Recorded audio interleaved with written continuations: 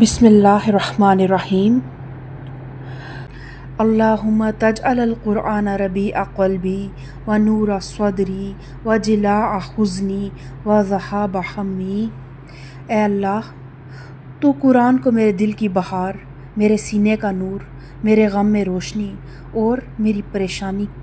کی دوری کا ذریعہ بنا دے، آمین۔ سورہ انعام کے مضامین کی اگر بات کی جائے تو شرک کا ابطال اور عقیدہ توحید کی طرف دعوت دی گئی، اور بار بار عقیدہ آخرت کی تبلیغ کی گئی، اور اس غلط خیال کی تردید کی گئی کہ جو کچھ بھی ہے بس یہ دنیا کی زندگی ہے،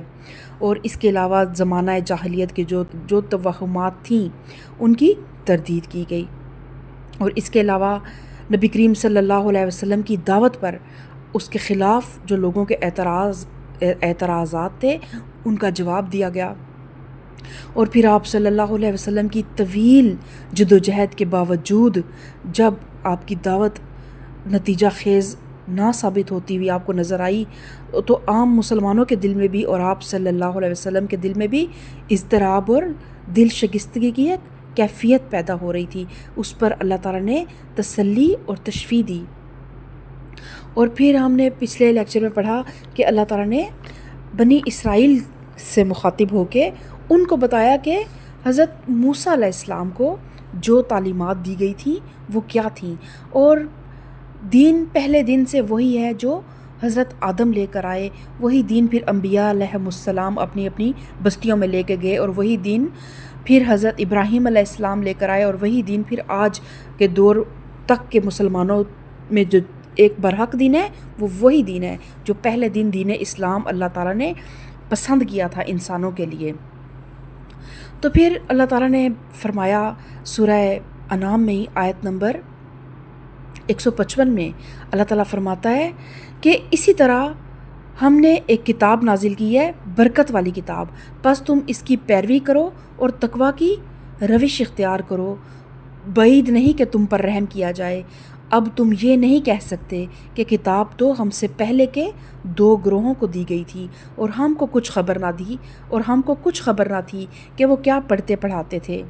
اب تم یہ بہانہ بھی نہیں کر سکتے کہ اگر ہم پر کتاب نازل کی گئی ہوتی تو ہم ان سے زیادہ راست رو ثابت ہوتے۔ تمہارے پاس تمہارے رب کی طرف سے ایک دلیل روشن اور ہدایت اور رحمت آ گئی ہے۔ تو اب کیا ہوا کہ اللہ تعالیٰ نے مشرکین مکہ کی تمام اعتراضات کا جواب دینے کے بعد، یہود اور نصارہ کے اعتراضات کے جوابات دینے کے بعد، اب امت مسلمہ سے اللہ تعالیٰ مخاطب ہے کہ اب تم یہ نہیں کہہ سکتے کہ کتاب تو وہ پہلے 2 گروہوں کے پاس ہی آئی تھی، صرف یہود اور نصارہ کے پاس، ہمیں اس کا کچھ علم نہیں، اور اب تم یہ بھی نہیں کہہ سکتے کہ تمہیں نہیں پتا کہ ان کی کتاب میں کیا تھا، کیونکہ تم خود اب اہل کتاب ہو، تم پر تمہارے رب کی طرف سے ایک روشن دلیل نازل ہو چکی ہے، تو اب تم اس کا انکار نہیں کر سکتے۔ اور یہود اور نصارہ جو تھے وہ بیسیکلی حضرت ابراہیم علیہ السلام جو دین ابراہیمی تھا اسی کی 2 شاخیں ہیں، انہوں نے اپنے دین کو ٹکڑے ٹکڑے کر لیا تھا۔ تو امت مسلمہ کو اللہ تعالیٰ سمجھا رہا ہے کہ تم نے اس طرح نہیں کرنا جس طرح انہوں نے کیا تھا۔ تو آج سورہ انعام آیت نمبر 159 سے ہم اپنی لیکچر کا آغاز کرتے ہیں۔ اعوذ باللہ من الشیطان الرجیم، بسم اللہ الرحمن الرحیم۔ رب اشرح لی صدری ویسر لی امری واحلل عقدۃ من لسانی یفقہوا قولی ربی زدنی علما۔ ان الذین فرقوا دینہم وکانوا شیعا لست منہم فی شیء انما امرهم الی اللہ ثم ینبئہم بما کانوا یفعلون۔ جن لوگوں نے اپنے دین کو ٹکڑے ٹکڑے کر دیا اور گروہ گروہ بن گئے، یقیناً ان سے تمہارا کچھ واسطہ نہیں، ان کا معاملہ تو اللہ کے سپرد ہے، وہی ان کو بتائے گا کہ انہوں نے کیا کچھ کیا ہے۔ تو اب یہاں پر خطاب نبی کریم صلی اللہ علیہ وسلم سے ہے، اور آپ کے واسطے سے، آپ کے توسط سے دین حق کے تمام اس سے پیروں سے اللہ تعالیٰ مخاطب ہے، اور ارشاد کا مدعا یہ ہے کہ اصل دین ہمیشہ سے یہی رہا ہے اور اب بھی یہی ہے کہ ایک خدا کو الہ اور رب مانا جائے۔ اللہ کی ذات، صفات، اختیارات اور حقوق میں کسی کو شریک نہ کیا جائے۔ اللہ کے سامنے اپنے آپ کو جواب دہ سمجھتے ہوئے آخرت پر ایمان لایا جائے اور ان وسیع اصول و کلیات کے مطابق زندگی بسر کی جائے جن کی تعلیم اللہ نے اپنے رسولوں اور کتابوں کے ذریعے دی ہے۔ اور یہی دین تمام انسانوں کو اول یوم پیدائش سے دیا گیا تھا۔ بعد میں جتنے مذاہب بنے وہ سب کے سب اس طرح بنے کہ مختلف زمانے کے لوگوں نے اپنے ذہن کی غلط سوچوں سے، غلط خواہشات نفس سے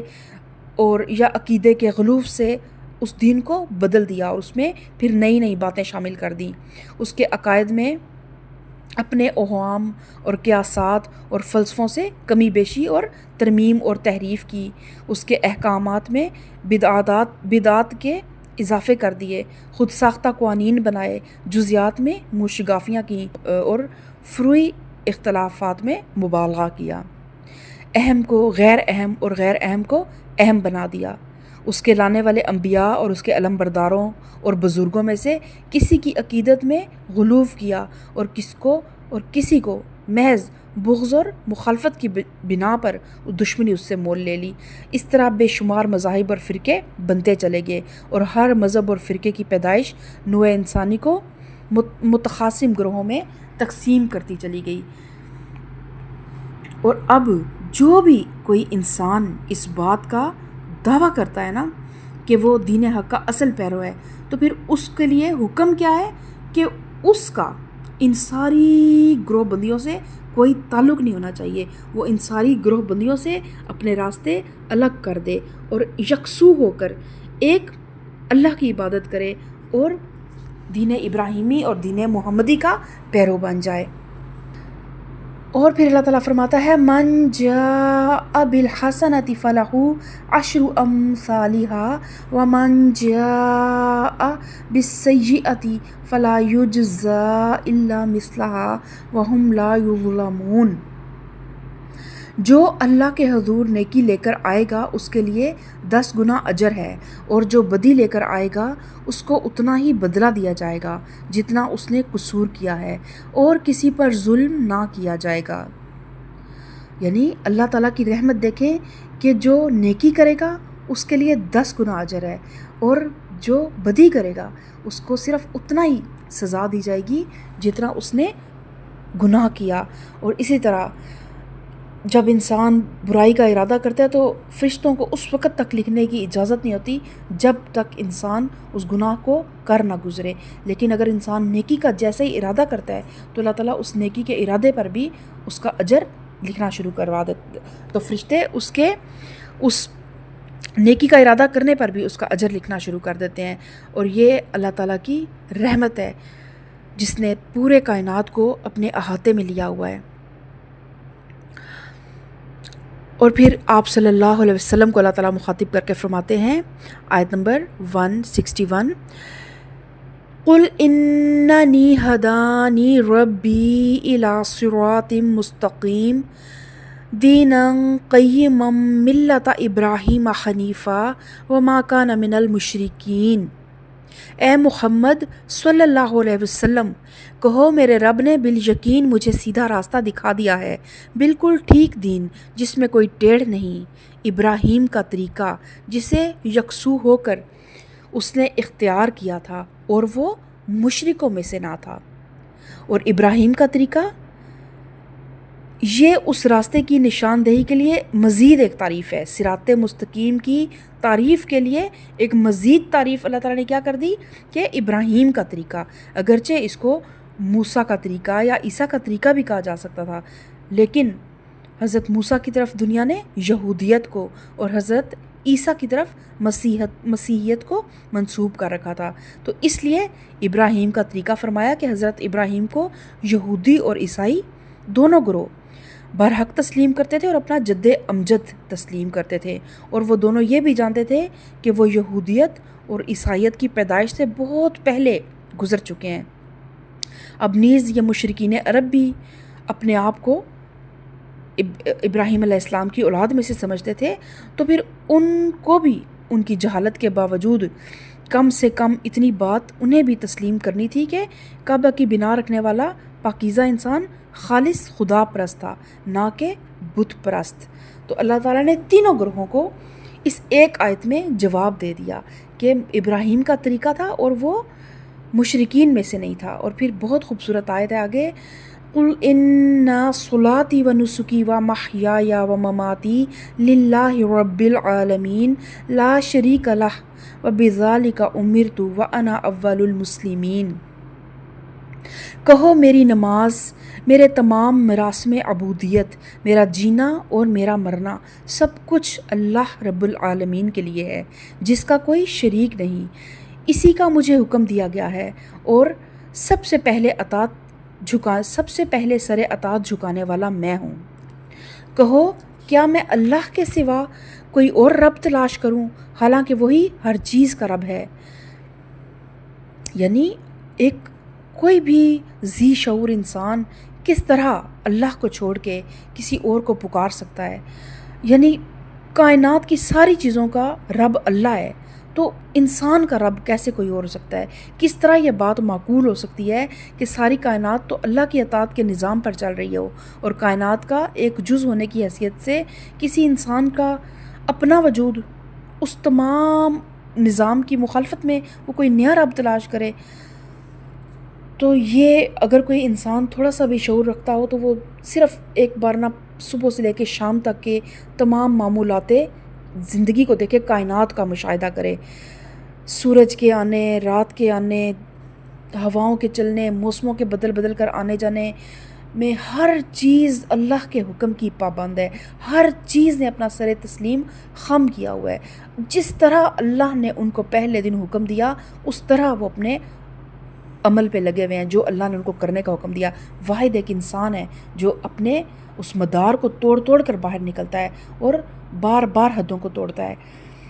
تو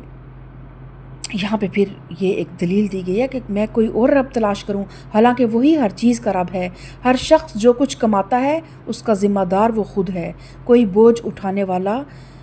دوسرے کا بوجھ نہیں اٹھاتا۔ پھر تم سب کو اپنے رب کی طرف پلٹنا ہے، اس وقت وہ تمہارے اختلافات کی حقیقت تم پر کھول دے گا۔ وہی ہے جس نے تم کو زمین کا خلیفہ بنایا اور تم میں سے بعض کو بعض کے مقابلے میں زیادہ بلند درجے دیے، تاکہ جو کچھ تم کو دیا ہے اس میں تمہاری آزمائش کرے۔ اور دیکھیں یہاں پہ اللہ تعالیٰ فرماتا ہے کہ کوئی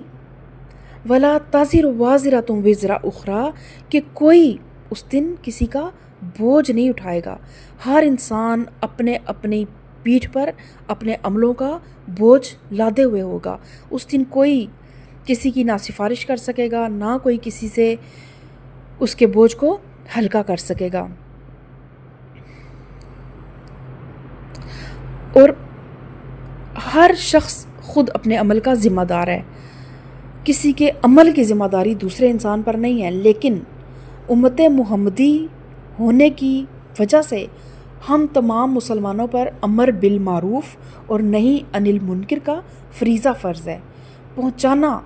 ہم پہ فرض ہے۔ جو جہاں تک جتنا علم ہمارے پاس ہے اس کو پہنچا دینا ہم پہ فرض ہے۔ لیکن آگے اگر کوئی انسان اس کو قبول نہیں کرتا تو پھر اس کی پوچھ ہم سے نہیں ہوگی، لیکن ہم سے اس بات کی پوچھ ضرور ہوگی کہ تمہارے سامنے یہ گناہ، یہ غلطیاں، یہ معاملات ہوتے تھے اور تم آنکھیں بند کر کے تم نے کوئی رول پلے نہیں کیا، اپنے اس فرض کو نبھانے میں تم نے کوتاہی کی۔ اور پھر اللہ تعالیٰ فرماتا ہے کہ جس نے انسان کو زمین کا خلیفہ بنایا اور تم میں سے بعض کو بعض کے مقابلے میں زیادہ بلند درجے دیے، تاکہ جو کچھ تم کو دیا ہے اس میں تمہاری آزمائش کرے۔ تو اس فقرے میں 3 حقیقتیں بیان کی گئی ہیں۔ ایک یہ کہ تمام انسان زمین پر اللہ کے خلیفہ ہیں، اور اس معنی میں اللہ تعالیٰ نے اپنی مملوکات میں بہت سی چیزیں ان کی امانت میں دی ہیں اور ان پر تصرف کے اختیارات بخشے ہیں۔ مطلب انسانوں کو بھی بہت سی چیزیں جو ملی ہیں وہ اللہ کی امانت ہیں، ان پہ انسان کا تصرف بھی ہے، اختیار بھی ہے، لیکن ان کی پوچھ ہوگی۔ دوسرے یہ کہ ان خلیفوں میں مراتب کا فرق بھی اللہ نے رکھا ہے۔ کسی کی امانت کا دائرہ وسیع ہے اور کسی کا محدود، کسی کو زیادہ چیزوں پر تصرف کے اختیارات دیے گئے ہیں اور کسی کو کم چیزوں پر، کسی کو زیادہ قوت کارکردگی دی گئی ہے اور کسی کو کم، اور بعض انسانوں کی امانت ہیں، جیسے اولاد جو ہے وہ ماں باپ کے پاس اللہ تعالیٰ کی امانت ہے، اس کی تربیت میں ہم سے جو کمیاں کوتاہیاں ہوں گی ہمیں اللہ کے حضور اس کا جواب دینا پڑے گا۔ تو اگر غلطیاں ہو گئی ہیں اولاد کی تربیت میں تو دعاؤں کا دامن نہ چھوڑیں۔ ربنا ہب لنا من ازواجنا وذریاتنا قرۃ اعین واجعلنا للمتقین اماما۔ دعاؤں سے اللہ تعالیٰ تقدیریں بدل دیتا ہے، تو کبھی بھی دعا کا دامن نہ چھوڑیں۔ اور تیسرا یہ کہ یہ سب کچھ دراصل امتحان کا سامان ہے، پوری زندگی ایک امتحان گاہ ہے، اور جس کو جو کچھ بھی اللہ نے دیا ہے اس میں اس کا امتحان ہے۔ اللہ تعالیٰ فرماتا ہے وَهُوَ الَّذِي جَعَلَكُمْ خَلَائِفَ الْأَرْضِ وَرَفَعَ بَعْضَكُمْ فَوْقَ بَعْضٍ دَرَجَاتٍ لِيَبْلُوَكُمْ فِي مَا آتَاكُمْ إِنَّ رَبَّكَ سَرِيعُ الْعِقَابِ وَإِنَّهُ لَغَفُورٌ رَحِيمٌ، کہ وہی ہے جس نے تم کو زمین کا خلیفہ بنایا اور تم میں سے بعض کو بعض کے مقابلے میں زیادہ بلند درجے دیے، تاکہ جو کچھ تم کو دیا ہے اس میں تمہاری آزمائش کرے۔ بے شک تمہارا رب سزا دینے میں بھی بہت تیز ہے اور وہ بہت درگزر کرنے والا اور رحم فرمانے والا بھی ہے۔ تو اب یہ بھی ہے کہ یہ سب کچھ جو بھی ہے نا، پوری دنیا کی زندگی جو ہے نا وہ ایک امتحان سے عبارت ہے۔ جس کو جو کچھ بھی اللہ نے دیا ہے اس میں اس کا امتحان ہے۔ کسی کو اللہ نے دے کے آزمایا ہے، کسی سے اللہ نے لے کے آزمایا ہے، اور اللہ دیکھتا ہے کہ کس طرح انسان اللہ کی امانت میں تصرف کرتا ہے، کہاں تک امانت کی ذمہ داری کو پہچانتا ہے اور اس کا حق ادا کرتا ہے، اور کس حد تک انسان اپنی قابلیت اور ناقابلیت کا ثبوت دیتا ہے، اور اسی امتحان کے نتیجے پر زندگی کے دوسرے مرحلے میں انسان کے درجے کا تعین منحصر ہے۔ یعنی یہ دنیا بیسیکلی نا ایک کمرہ امتحان ہے۔ تو آپ دیکھیں کہ آج اس دنیا کی زندگی کے مقابلے میں وہ آخرت کی زندگی دیکھیں تو یہ ایسے ہی ہے کہ وہ جیسے 3 گھنٹے کا ایک کمرہ امتحان ہوتا ہے، اور اس کے بعد ہمارا ایک رزلٹ آتا ہے، اور اس کے بعد ہمارے آگے ایک پورا سال ہوتا ہے، اور پھر جب ہم ایک اس پوری مدت سے گزر جاتے ہیں تو ایک فیوچر ہوتا ہے ہمارے سامنے، تو ہمارا فیوچر بھی وہ آخرت کی زندگی ہے۔ تو آج اس دنیا کی زندگی میں